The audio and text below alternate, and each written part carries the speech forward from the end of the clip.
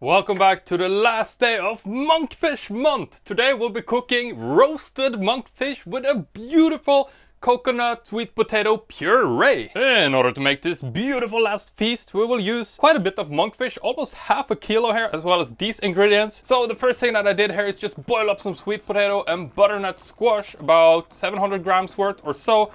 You could also use the ones that you get in a can if you have that available. So that took about 15 minutes or so. Next up, I'm gonna turn on some heat here on our pan, and I'm gonna add about a tablespoon or two's worth of extra virgin olive oil. And with our oil heating there in the background, I'm gonna cut up an entire onion here. Now this doesn't need to be super pretty, as we will be pureeing all of this towards the end, but I'm just gonna give them a nice chop here. And after an entire month, my knife here is finally starting to lose a little bit of its edge, I can feel.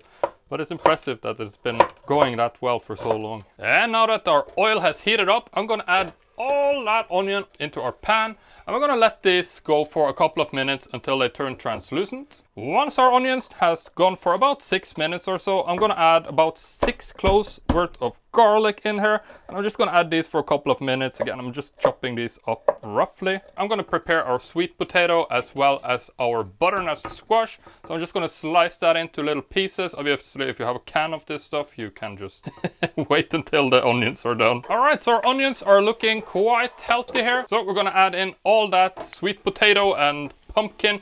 I could just use either or a butternut squash. I mean, all will probably work just fine for this. In addition to about 600 grams of those, I'm gonna add in about 200 grams of full-fat coconut milk. I'm also gonna add in a little bit of salt, as well as some white pepper to taste. So I'm gonna let this future puree here sit and cook down for about 15 minutes or so. Just a low simmer is totally fine for this. So while our puree is boiling away, I'm going to go ahead and preheat our oven to about 400 degrees Fahrenheit or 200 degrees Celsius for my European and rest of the world friends. So we're going to cut up the fish next, but I just want to cut up a shallot here first of all before I dirty the butcher's block. And this shallot I'm actually going to cut up quite finely because we'll be putting it on top of our monkfish before we bake it in the oven. So for our monkfish here, I have some tail meat, but I think cheeks would work fine as well for this. So I'm just going to clean off any remaining sinew or like this blue skin. I'm thinking we're going to keep this in quite nice big chunks there because that will look beautiful for our final presentation. Alternatively, if you're going to make individual portion, you could probably cut them in half, so about 150 grams per person or so. 200 would be a good place to start. Okay, so with our monkfish nice and cleaned up here,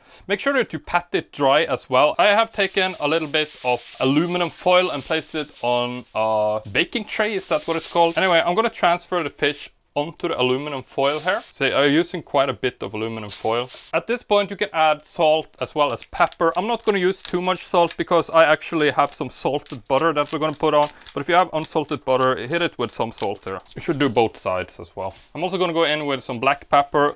White pepper would probably work just as fine. I don't know, I like black pepper.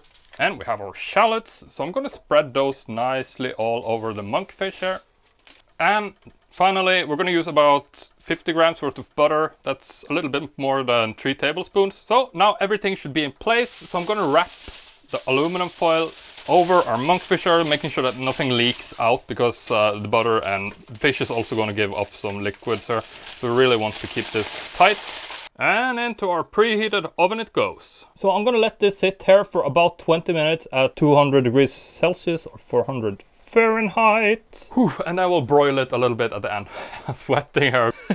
Got this going, all the lights, as well as now the oven. So yeah, this is the last day of the challenge. It has been so much fun to do this, guys. And I'm amazed that I still love monkfish. I think it's the best fish in the world. It's so delicious. I'm really, really blessed and grateful that I was able to do this challenge for you guys. And I will be putting together that cookbook. It will be at tourthefisherman.com/book.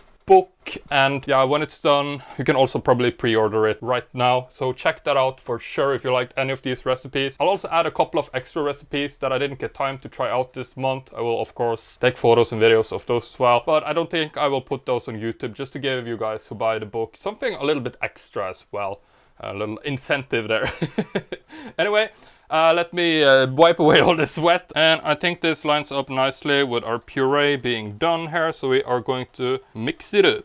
We are going to transfer our beautiful soon-to-be puree into something that we can, well, puree it in.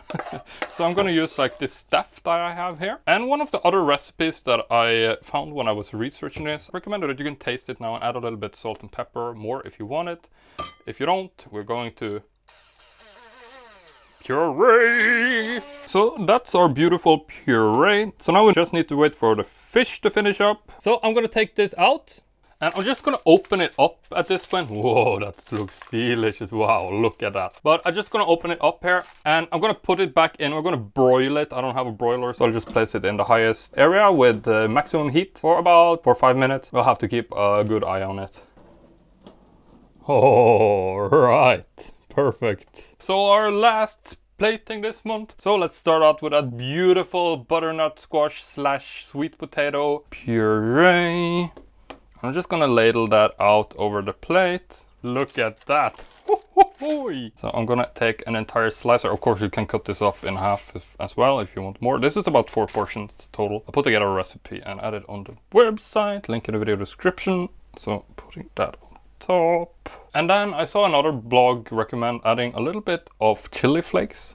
I'm gonna spread that over. I guess it's mostly for the look of it. These aren't really spicy. Touch of salt. And of course we need to add our beautiful, beautiful butter sauce.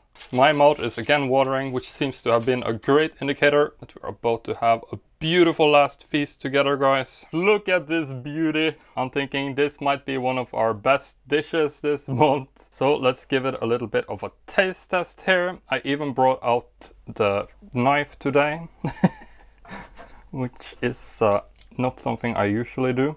Oh, that's good. That sweet, sweet potato taste really goes well along with the little bit salty and savory fish there. That's a fantastic combination. It's a great mix. The only thing I would add is just a tiny bit of lemon on top as well. But this was seriously very good. So great way to go out this month, I suppose. So thank you all so much for watching this entire month. It's been a lot of fun making these monkfish dishes for you guys. And for those of you wondering, did I survive on that huge monkfish alone? I did until day 23 or so, I think. Then I finally ran out of parts and I had to supplement a little bit with another monkfish. So I guess technically we failed the challenge, but I'm so happy that we went through 31 videos in 31 days. It's a lot of work for one thing, but it was super interesting to try all these different foods. Really enjoyed it, like I said. And if you want to get the cookbook, go to tourthefisherman.com/book and it will be there. Lots of recipes with video. Thank you all so much for watching and I'll see you to a regularly scheduled video next time.